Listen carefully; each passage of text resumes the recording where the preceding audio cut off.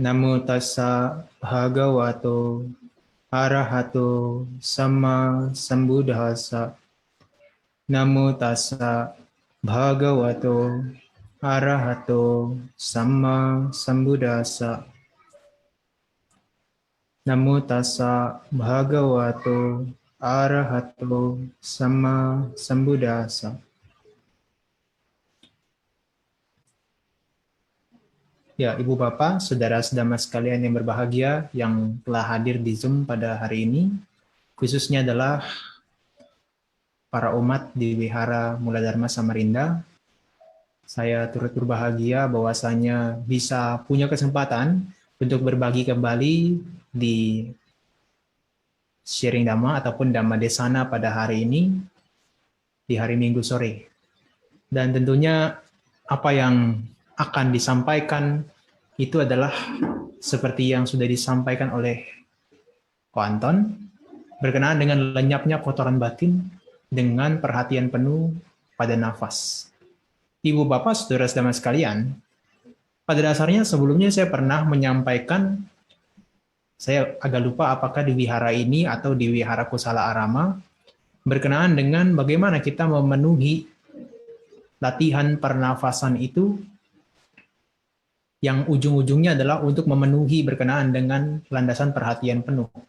Sebagai umat Buddha, kita sepatutnya mengetahui tentang ini, karena ini relevan sekali dengan pengembangan batin kita.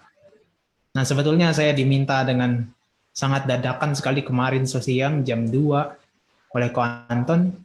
Oleh karena itu, saya pikir judulnya apa yang mau disampaikan. Dan saya juga sebetulnya tidak punya tema yang untuk disampaikan. Kemarin saya pikir apa ya kira-kira. Tapi ternyata ada satu teman saya, ya boleh dikatakan Kalyanamita, di grup meditasi bersama, yang mana beliau adalah bukan seorang Buddhis, khususnya adalah Muslim, dan menanyakan, apa iya sama Nera, mengamati nafas keluar masuk ini, meditasi setiap malam ini, bisa membantu kita untuk melenyapkan kotoran batin. Sebenarnya pertanyaannya, kalau sebagai umat Buddha, mungkin kesannya adalah, ya bisalah begitu pasti ngomongnya. Tapi penjelasannya itu bagaimana bisa dari hanya ngamati nafas masuk, keluar, kok bisa mencapai tingkat kesucian atau bahkan lenyapnya kotoran batin, atau setidaknya menghancurkan batin-batin yang negatif. Betul kan? Kadang-kala kalau misalnya kita mikir secara logik itu kayaknya nggak masuk nalar, nggak masuk logika kita. Kok bisa ya orang hanya duduk diam itu bisa melenyapkan kotoran batin? Dan saya memaklumi berkenaan dengan pendapat seperti ini karena mungkin dari kita semua ya ada yang belum memahami berkenaan dengan bagaimana cara kita mengamati nafas yang diajarkan oleh Sang Buddha untuk bisa melenyapkan kotoran batin. Nah, Ibu Bapak, saudara-saudara sekalian, berkenaan dengan ini saya harus menggunakan satu slide yang pada hari ini yang akan saya sampaikan itu adalah lenyapnya kotoran batin dengan perhatian penuh pada nafas.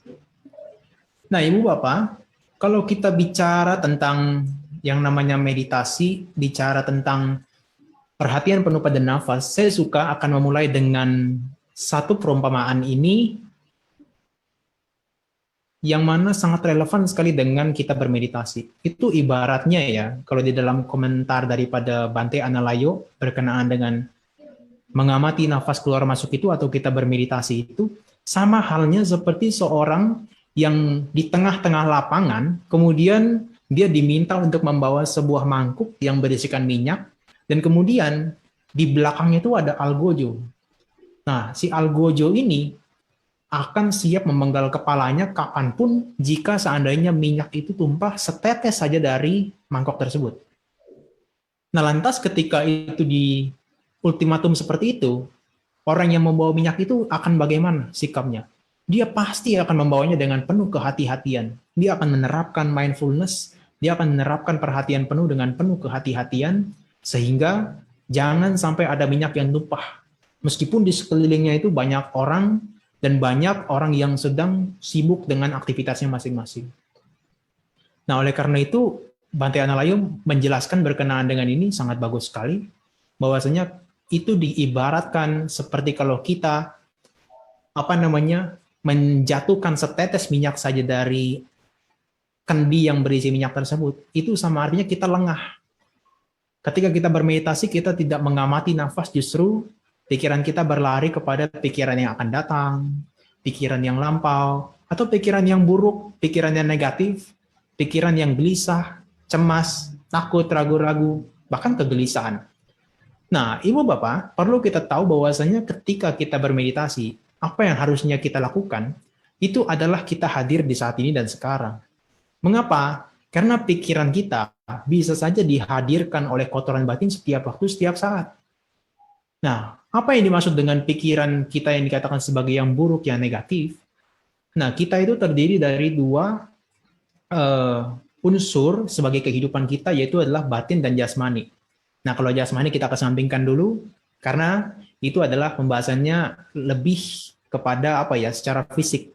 Nah, kalau mental kita, batin kita, kalau kita perhatikan, itu hanya ada 3 bagian atau klasifikasinya. Yang netral, yang dia bisa muncul setiap waktu, setiap saat. Kemudian ada batin, klasifikasinya yang baik. Yang baik, kemudian ada klasifikasi ketiga adalah yang buruk. Nah, batin kita ini, yang netral ini akan selalu berkoalisi dengan yang baik atau yang buruk. Hanya saja tergantung bagaimana kita melewati momen demi momen saat itu. Kalau kita lengah, kita ceroboh, maka batin kita yang netral ini, dia akan berkoalisi dengan yang negatif, dengan yang buruk, dengan yang jahat. Kita menjadi serakah, kita menjadi benci, kita menjadi iri hati, dan sebagainya. Nah, itu semua dikatakan sebagai kotoran batin, Ibu Bapak Saudara-saudara sekalian. Semua itu dikatakan sebagai kotoran batin, yang mana kalau kita sampai lengah, maka seperti si pembawa minyak tadi. Ketika kita diliputi kotoran batin, sama seperti kepala kita ditebas oleh si algojo tadi dengan menggunakan pedang. Nah, ini artinya ketika kita bermeditasi ataupun melewati kehidupan sehari-hari, ketika kita diliputi dengan kelalaian, dengan ketidakwaspadaan, maka saat itu kotoran batin itu menyerang. Itu bukan karena kita ditakdirkan demikian, bukan kita dinasibkan demikian, punya kotoran batin demikian, tapi karena kita mengondisikannya.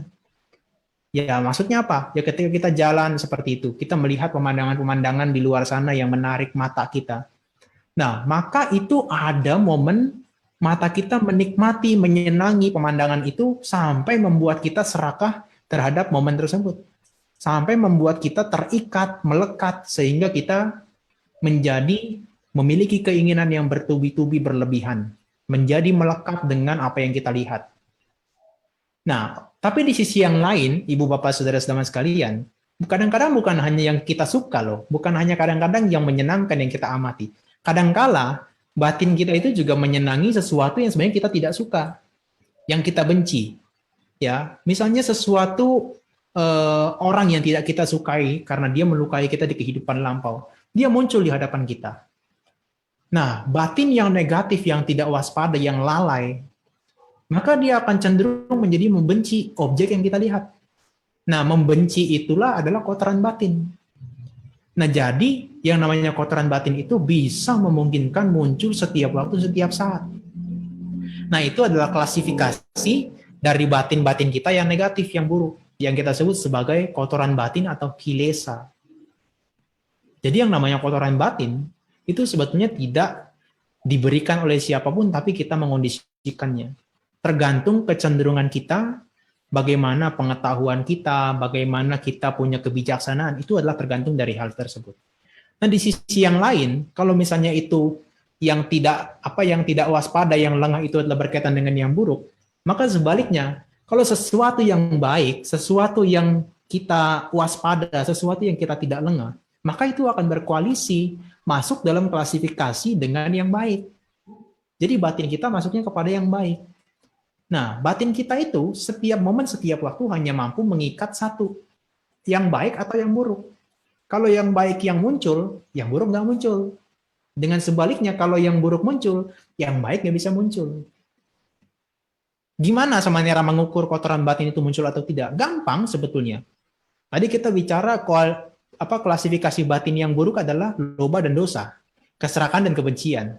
Tapi semua itu dia muncul karena ditunggangi oleh kebodohan, ditunggangi oleh rasa tidak malu berbuat jahat, tidak takut akan akibatnya.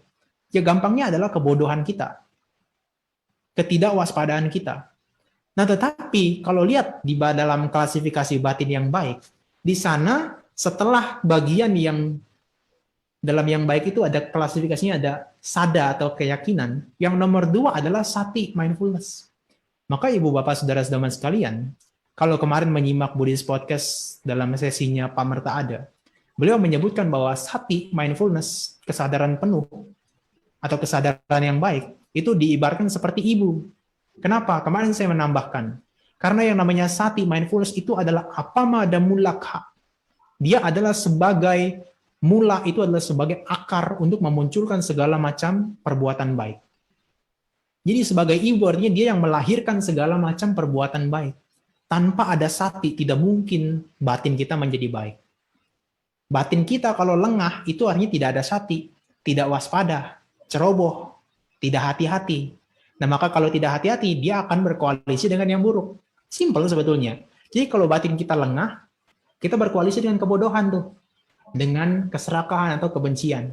Tapi kalau kita memunculkan sati, perhatian penuh, mindfulness, kewaspadaan, ketidaklengahan, maka batin kita akan berkoalisi dengan yang baik. Ya kan? Sesimpel itu sebetulnya. Nah, hanya saja bagaimana kita bisa memunculkan yang baik setiap waktu, setiap saat. Sebetulnya Sang Buddha sudah menawarkan berbagai macam cara dan metode untuk membuat batin kita tuh selalu pada yang baik, terbebas dari yang buruk. Apakah bisa sama Nera? Bisa. Exactly bisa. Sangat bisa. Kenapa? Meskipun Anda bukan seorang pabajita yang Anda mungkin berdalih atau memiliki excuse, sebenarnya saya nggak bisa berlatih lah. Kayaknya sepanjang hari kan saya bukan sebagai pabajita, nggak mungkin berlatih setiap saat. Saya harus bekerja, kemudian saya harus merawat anak, kemudian merawat orang tua, berkumpul dengan teman, kolega, dan sebagainya. Mana mungkin saya bisa meditasi setiap saat, setiap waktu. Jangan salah, ibu bapak saudara-saudara sekalian. Kita semua punya kesempatan yang sama. Kita semua bisa melatih dalam batin yang sebenarnya kualitasnya bisa sama juga. Karena banyak kok rumah tangga yang mencapai kesucian. Nah, di dalam hal ini Sang Buddha menawarkan caranya adalah dengan memunculkan perhatian penuh pada keluar masuknya nafas. Itulah kenapa saya membahas lenyapnya kotoran batin itu bisa diperoleh atau dicapai dengan kita melakukan perhatian pada keluar masuknya nafas. Koalisi batin yang buruk-buruk, yang merupakan kotoran batin, seharusnya dia muncul, dia bisa menjadi tidak muncul hanya karena kita mengamati nafas masuk dan keluar. Nah, hanya saja sekarang pandangan orang lain, seperti yang tadi saya sebutkan, yang merupakan teman saya bertanya, masa bisa sama Nira mengamati nafas saja bisa melenyapkan kotoran batin? Apakah sesimpel itu? Apakah semudah itu? Iya. Hanya saja pelatihannya tidak sesimpel itu.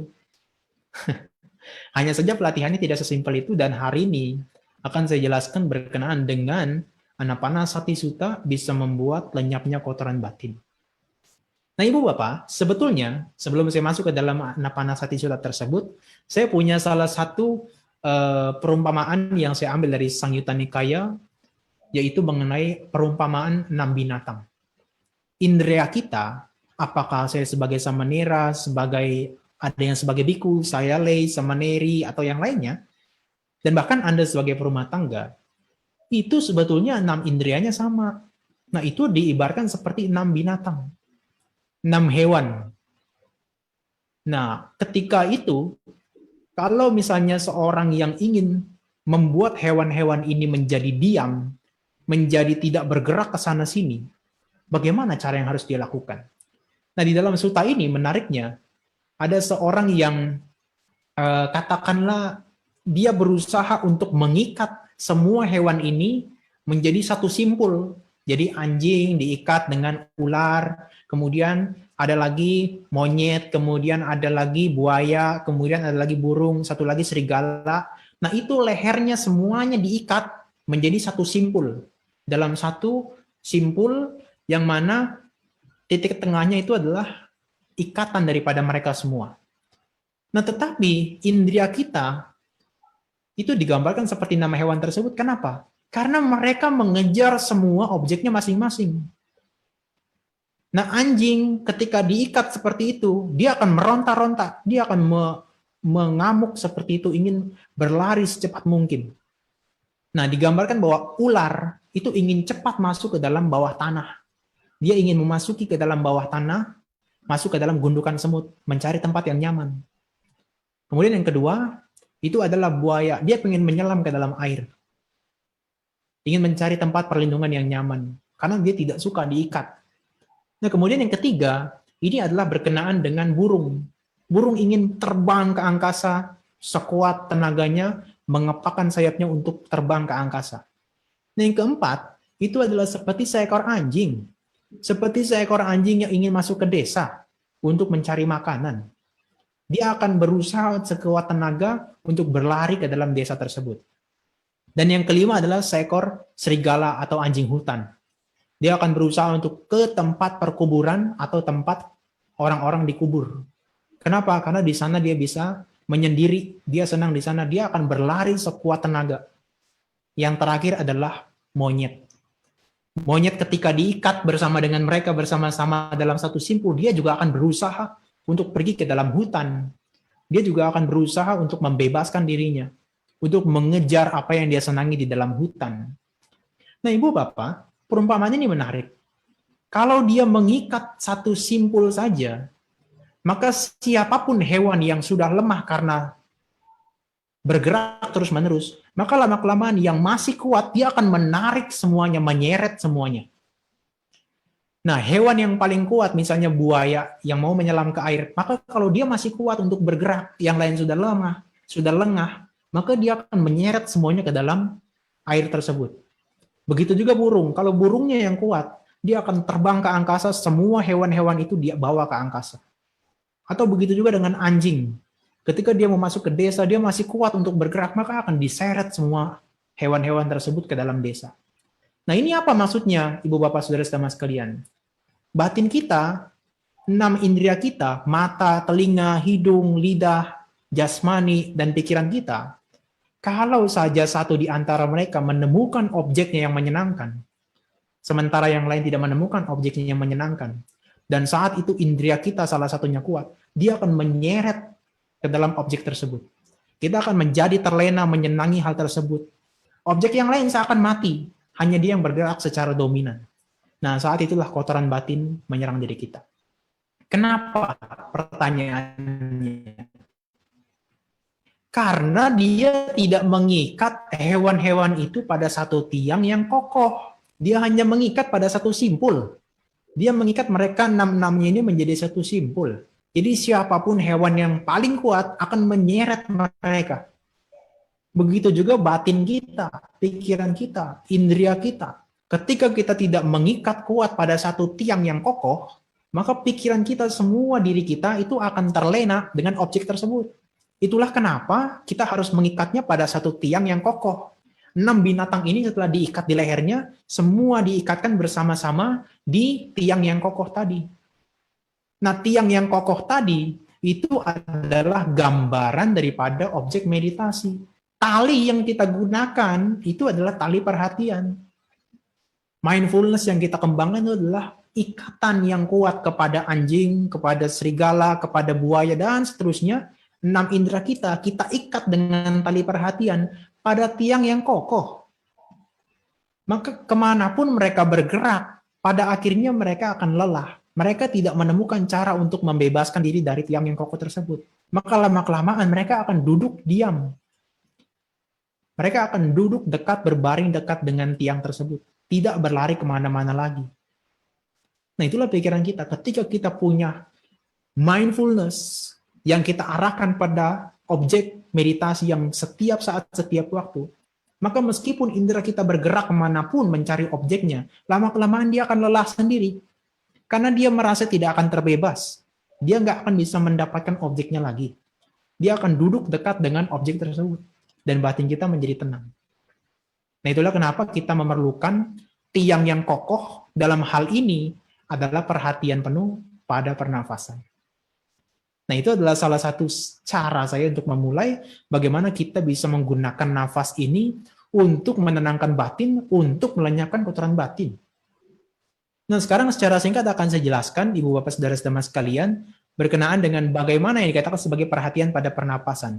Ibu Bapak, mungkin di luar sana Anda pernah diajarkan tentang berbagai macam metode dengan pernapasan. Tapi sebetulnya tidak sesimpel itu. Sebetulnya dalam kita mengamati pernapasan, itu ada sekuensinya.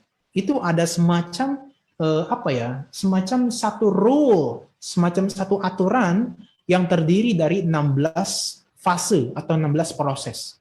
Kalau Anda hanya bermeditasi mengamati nafas keluar masuk, memang itu bagus, tenang. Tapi hanya pada saat itu. Kotoran batin memang tidak muncul. Kenapa? Karena batin Anda diikat pada sesuatu yang baik, pada nafas.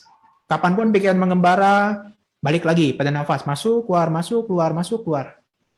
Tapi keluar dari meditasi Anda selesai bermeditasi, Anda selesai keluar dari latihan meditasi, Anda duduk itu, maka kotoran batin akan muncul lagi setiap waktu, setiap saat. Nah, itulah kita perlu mempelajari dan juga perlu mempraktikkan anapanasati, perhatian penuh pada pernapasan secara komprehensif. Sehingga pada akhirnya lenyapnya kotoran batin ini benar-benar bisa terjadi. Bukan hanya ketenangan semata. Apakah buruk sebenarnya? Enggak. Tapi dampaknya nggak akan bertahan lama. Betul ya? Jadi kalau Anda sudah mempelajari 16 fase pernapasan ini, Anda nggak perlu lagi ribut apa itu samatha, apa itu vipassana. Ini semua dua-duanya sudah masuk dalam samatha dan vipassana. Nah, dengan demikian Anda bisa membimbing diri Anda dari mulai ketenangan, dari mulai kedamaian sampai hingga akhirnya bisa mengamati anicca, dukkha, anatta dan lenyapnya kotoran batin dengan munculnya pengetahuan-pengetahuan. Begini prosesnya Ibu Bapak Saudara-saudara sekalian. Kalau kita melihat di dalam Satipatthana Sutta, Cattaro Satipatthana, nah kita melihat perhatian pada nafas, itu ada di bagian pertama, hanya nomor 1, anapanapahba, perhatian pada pernapasan. Dari sekian 21 klasifikasi ini, itu hanya 1 dari 21 perhatian pada pernapasan. Nah, di dalam Anapanasati Sutta, itu dijelaskan bahwa pernapasan ini dibagi menjadi 16 sequence. Tapi 16 sequence ini, 16 fase ini di dalam Girimananda Sutta dari Anguttara Nikaya. Itu di dalam satu persepsi, itu dia dikelompokkan hanya dalam satu persepsi. Dari 10 jenis persepsi, Anapanasati itu pelatihannya hanya 1 bagian daripada 10 tersebut. Nah, maka kalau kita melatih pernafasan, itu juga kita mempraktekkan Cattaro Satipatthana. Kita mempraktekkan juga 4 landasan perhatian penuh, yang merupakan jalan fundamental bagi umat Buddha untuk melenyapkan kotoran batin, untuk memurnikan makhluk-makhluk, untuk mengatasi duka cita, untuk mengatasi berbagai macam kesedihan dan ratap tangis. Nah, maka yang kita bahas pertama ini, perhatian pada pernafasan, kalau kita perhatikan di dalam sutta-sutta, khususnya dalam Anapanasati Sutta, maka kita akan menemukan dia dibagi menjadi 4 kelompok, dibagi menjadi 4 klasifikasi. Biasanya orang-orang yang mengajarkan Anapanasati Sutta, mereka hanya akan berhenti hanya pada di fase yang pertama, di bagian body, di bagian jasmani, experiencing a long breath. Biasanya mereka akan hanya berhenti pada mengamati nafas masuk, keluar, atau knocking. Masuk 1, keluar 1, masuk 2, keluar 2, terus sampai dia diminta untuk mengamati nafas panjang, nafas pendek, nafas panjang, nafas pendek. Hanya sampai situ, berarti itu hanya sampai pada fase kedua dari 16 fase yang harus dilakukan. Dan perlu, ini satu note atau satu catatan yang perlu diketahui, bahwa 16 ini dilalui setiap saat kita bermeditasi. Nah, kalau setiap saat Anda bermeditasi dalam melakukan perhatian penuh pada pernafasan, hanya sampai pada tahapan kedua, itu berarti Anda hanya mengamati keluar masuknya nafas, panjang pendeknya doang. Tidak sampai bisa melenyapkan kotoran batin. Memang pada saat Anda mengamati keluar masuk, panjang pendek nafas terus, saat itu kotoran batin nggak muncul. Kenapa? Karena begitu dia lari pikiran kepada yang menyenangkan objeknya atau yang menyakitkan, Anda akan tarik dia. Tarik kepada nafas lagi. Tapi selepas Anda keluar itu, kotoran batin muncul lagi. Karena Anda berlatih hanya ketika duduk doang. Nah, tetapi kalau kita melatih meditasi ini secara kontinuitas, dalam kehidupan sehari-hari, ataupun dalam kita berlatih meditasi secara formal, 16-nya ini full, maka ada insight, pengetahuan yang muncul, sehingga lenyaplah kotoran batin. Nah, yang tahap pertama itu adalah secara body, secara jasmani, kita mengembangkan apa? Perhatian penuh pada nafas panjang, nafas pendek. Yang ketiga, kita mengalami kaya sangkhara, sabha kaya, yaitu mengalami keseluruhan nafas. Kaya itu adalah berkaitan dengan nafas. Nah, kita mengalami, oh nafas ada awalnya, pertengahannya, akhirnya. Kita mengalami itu. Nah, itu membuat kita tenang, betul, kita membuat kita tenang. Tapi insight belum muncul. Yang namanya pengetahuan belum muncul. Nah, kemudian kita menenangkan jasmani kita. Sembari kita bernafas masuk, nafas keluar, kita menenangkan jasmani kita. Ya kan? Nah, itu menenangkan jasmani kita, itu juga masih dalam tahapan untuk memperoleh ketenangan batin. Belum mencapai pandangan terang. Nah, di dalam tahap yang kedua, yaitu adalah feelings. Itu adalah perasaan. Nah, ketika itu kita menikmati perasaan sukacita dan bahagia. Perasaan yang gembira. Ketika kita mengamati nafas masuk, keluar, kita akan muncul yang namanya perasaan gembira. Kita akan muncul perasaan yang namanya bahagia. Kita mengalami secara batin, secara perasaan kita alami. Oh, saya mengamati masuk, keluar, oh happy, oh gembira. Nah, itu adalah sudah berkembang. Pengamatan kita terhadap nafas memberikan dampak bagi batin kita menjadi happy dan bahagia. Betul kan? Kemudian kita memahami fungsi daripada mereka semua. Batin yang muncul kita pahami bagaimana fungsinya mereka. Nah, itu adalah sudah di tahap ke-7. Dan di tahap ke-8 kita menenangkan. Yang tadinya kita bergembira, yang tadinya kita menjadi happy, kita menenangkan bentukan batin itu. Supaya kita tidak bergejolak. Karena kalau kita terlalu happy, kita terlalu bergejolak, nanti timbul kegelisahan.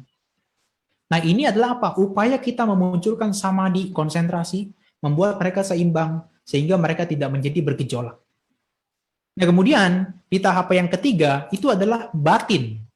Nah, kita mengalami batin ketika kita sudah mengalami perasaan yang menyenangkan dan sebagainya karena mengamati nafas. Sembari kita mengamati nafas, itu kan kita mengamati tuh. Oh, ketika saya mengamati nafas, ada perasaan serakah muncul sama Nira. Apa perasaan serakannya? Ingat di rumah baksonya belum dihabiskan, nanti dihabiskan. Atau kemudian ingat pada sesuatu yang belum dikerjakan, oh nanti saya ingin kerjakan. Itu adalah bentuk kegelisahan kita, bentuk daripada keserakan kita. Nah, ketika itu di fase ke-9 ini, kita mengetahui dia, kita mengalami itu, kita ketahui. Oh, serakah muncul, saya tahu, balik lagi pada nafas. Oh, benci muncul, saya tahu, balik lagi pada nafas. Ya kan? Nah, ketika itu Anda sudah melihat berkaitan dengan apa? Perasaan dan juga melihat pada pikiran yang muncul. Begitu juga ketika pikiran terkonsentrasi, Anda tahu, oh batin saya sedang terkonsentrasi.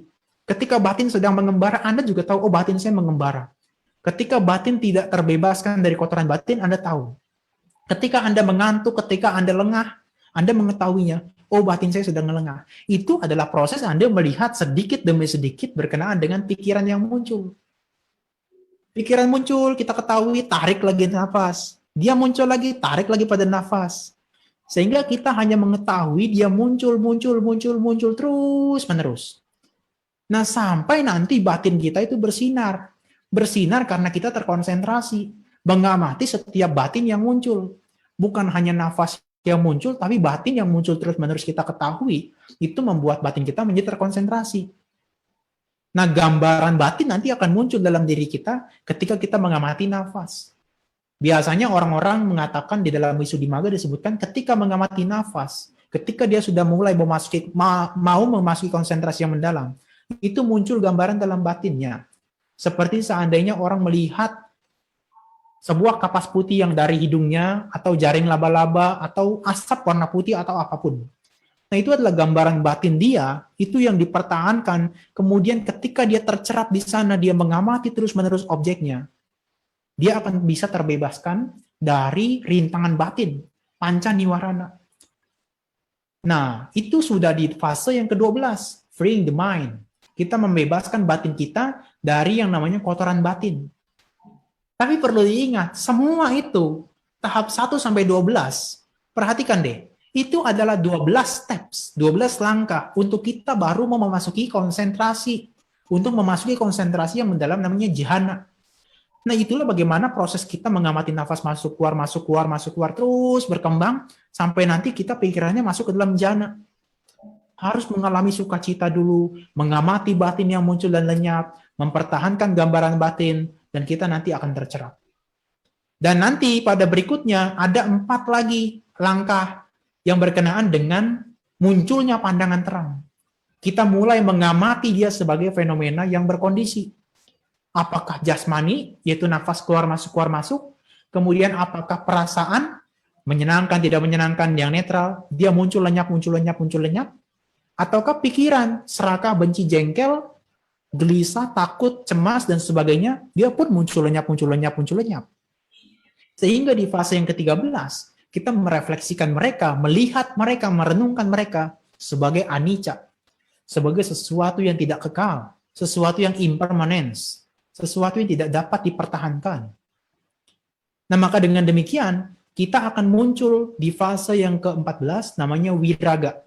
Kita menjadi fading away. Fading away itu adalah kita mulai tidak tertarik lagi berkenaan dengan apa? Body, feelings, mind. Berkenaan dengan nafas lagi, kita mulai menciut, nafsu kita mulai menciut, kemudian kepada perasaan yang menyenangkan kita mulai menciut, kebencian kita terhadap yang tidak menyenangkan kita mulai menciut, terhadap apapun batin yang muncul, itu pun nafsu kita tidak lagi seperti kita sebelum melakukan perhatian penuh terhadap pernafasan.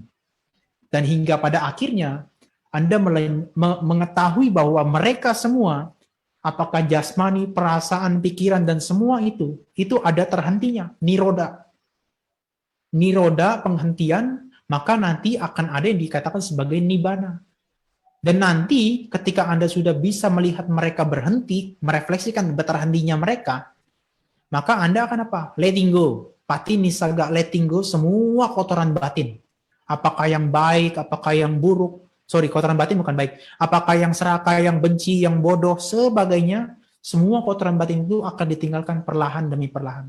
Satu persatu, sembari Anda melakukan perhatian pada nafas masuk, nafas keluar. Masuk, keluar, masuk, keluar.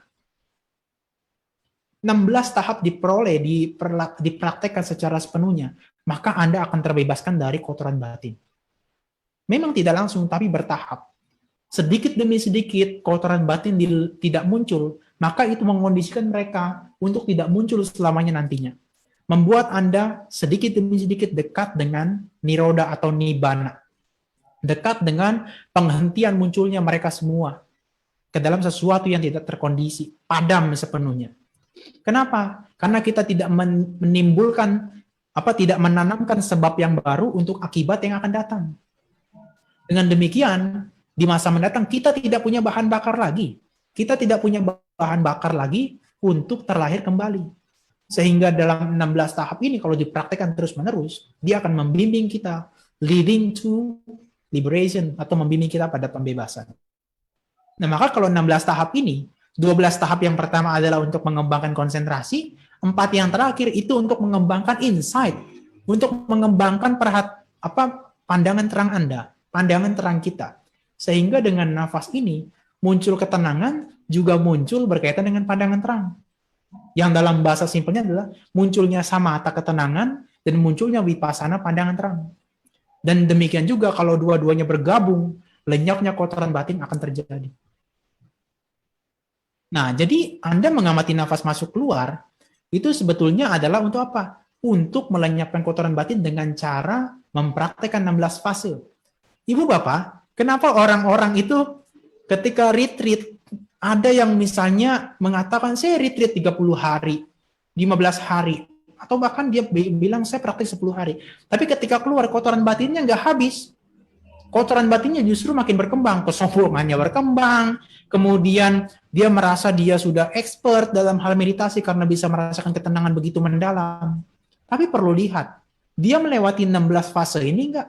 Atau jangan-jangan dia hanya pada tahapan yang pertama, hanya pada berhenti pengamatan pada masuk keluarnya nafas saja, mencatat 1, 2, 1, 2, 1, 2, begitu aja. Dia nggak melewati tahap yang terakhir, merenungkan mereka sebagai anicca, sebagai dukkha, sebagai anatta. Apapun yang muncul sebagai anicca, sebagai dukkha, sebagai anatta, maka lenyapnya kotoran batin tidak akan terjadi. Itulah yang membuat mereka tidak berkurang kotoran batinnya, malah kesombongannya semakin berkembang. Kenapa? Karena dia merasa expert ketika dia meditasi, retreat, dia merasa bahwa konsentrasinya sangat bagus.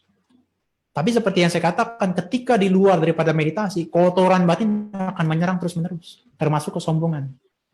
Nah, kita perlu cek lagi, kita perlu periksa lagi. Kalau kita selama meditasi atau selama menjadi umat Buddha, kenapa kotoran batinnya nggak berkurang-berkurang, padahal sudah melatih meditasi pagi, siang, malam, pagi, siang, malam. Mungkin pengamatan terhadap pernapasan tidak berorientasi, tidak bertujuan kepada 16 hal ini. Mungkin hanya pada tahap jasmani. Mungkin hanya pada tahap perasaan. Ibu Bapak, menariknya dikatakan di dalam Sutta Anapanasati Sutta ini, kalau seandainya kita mengembangkan yang namanya perhatian pada pernapasan, di bagian ketika keempat yang terakhir kita mau mengembangkan itu, maka 7 faktor pencerahan itu menjadi berkembang. 4 perhatian penuh dikembangkan, maka 7 faktor pencerahan itu berkembang. Muncul yang namanya apa? Sati, ya kan? Sati kan anapanasati, perhatian penuh pada keluar masuk nafas. Nah, dari sati akan muncul dhamma wicaya, penyelidikan terhadap dhamma. Batin dan jasmani diamati, oh ternyata dia anicca, dukkha, anatta sama nira. Anicca, dukkha, anatta, terus diamati. Muncul yang ketiga, apa itu? Wirya, semangat mengamati, terus diamati. Masuk keluar, anicca, masuk keluar, dukkha, muncul lenyap, muncul lenyap. Perasaan juga demikian, pikiran juga demikian. Respon apapun yang keluar juga muncul lenyap, muncul lenyap. Muncul usaha yang terus-menerus menimbulkan piti, kegembiraan. Oh, dia bergembira dengan meditasinya, nafas masuk, nafas keluar, diamati sebagai anicca, dukkha, anatta. Nah, dia mengamati terus akan muncul yang namanya pasadi, ketenangan batin. Nah, ketika muncul kegembiraan, dia akan memunculkan batin yang tenang. Batin yang tenang itu akan kondusif memunculkan yang namanya samadhi sebagai yang keenam. Samadhi adalah konsentrasi. Membuat kita terfokus hanya pada satu objek. Nah, ketika batin terfokus pada satu objek, kita menjadi tidak tergoyahkan, tidak tercerai-berai oleh objek indera apapun. Tidak oleh pemandangan yang indah, tidak terganggu oleh suara yang menyenangkan, tidak terganggu oleh bebauan yang menyenangkan. Maka saat itu juga, kita berarti akan bisa memunculkan yang namanya UPK. UPK itu adalah keseimbangan batin, tidak tergoyahkan oleh yang baik atau yang buruk. Batin kita menjadi di tengah-tengah, menjadi seimbang, netral. Batin kita menjadi tidak tergoyahkan oleh kotoran batin apapun. Nah, maka dengan demikian 7 faktor pencerahan ini terpenuhi, itu akan membimbing kita munculnya insight dan lenyapnya kotoran batin. Yaitu adalah membimbing kita untuk mengembangkan insight, niroda, penghentian, dan juga patinisaga, pelenyapan kotoran batin secara sepenuhnya. Nah, dengan cara demikian, maka seperti halnya 6 hewan yang tadi, yang kita ikat dengan kencang, yang seharusnya buaya masuk ke dalam air, ular masuk ke dalam gundukan semut, kita bisa mencegah mereka dengan mengokohkan perhatian pada pernapasan. Kemanapun batin lari, kita tarik lagi, batin lari, tarik lagi, batin lari, tarik lagi, sampai dia duduk diam, dekat dengan tiang yang kita jadikan untuk mengikat mereka semua. Nah, ketika batin tenang, insight akan muncul. Insight atau pandangan terang muncul, letting go of defilements akan terjadi. Pelepasan pada lenyapnya kotoran batin, pelepasan pada kotoran batin akan terjadi. Dan disitulah perhatian penuh pada pernapasan, 16 fase dilewati, akan membimbing kita untuk pencapaian nibbana. Nah, saya pikir demikian yang bisa saya sampaikan pada hari ini. Ya, kita mengamati nafas masuk, nafas keluar selama jadi umat Buddha, ya bukan hanya untuk mencari ketenangan, Ibu Bapak Saudara-saudara sekalian. Kalau hanya untuk mencari ketenangan, tidak perlu belajar Buddha Dhamma. Tidak perlu belajar ajaran Sang Buddha ribet-ribet. Tidak perlu belajar anicca, dukkha, anatta, 4 kebenaran mulia, paticca samuppada, nggak perlu ribet-ribet. Ya banyak semua meditasi di luar sana mengajarkan untuk mencari ketenangan, untuk mengurangi stres. Tapi untuk melenyapkan kotoran batin, Anda harus melewati 16 fase tersebut. Mau tidak mau, suka atau tidak suka, harus dilewati. Kalau tidak, seperti yang saya contohkan tadi, Keluar retreat, dia bukannya berkurang kotoran batinnya, malah jadi makin sombong, menjadi semakin angkuh, menjadi semakin congkak. Nah, mulai sekarang koreksilah kita. Apakah kita mau tetap pada jalan yang di tempat atau kita mau berjalan maju meskipun perlahan sedikit demi sedikit. Kita mengamati nafas bisa untuk melenyapkan kotoran batin. Dan sebagai penutup, teruntuk yang bertanya kepada saya kemarin berkenaan dengan tema ini, saya jelaskan hal ini secara komprehensif, semoga bisa membantu pemahaman dan juga ini bisa memberikan pandangan bagi Ibu Bapak. Semoga juga semuanya akan tergerak untuk berlatih dan juga mempraktekkan anapanasati, perhatian penuh pada pernafasan secara komprehensif seperti yang dijabarkan tadi. Demikian, semoga semua makhluk berbahagia. Sabe Satta Bhavantu Sukhitata.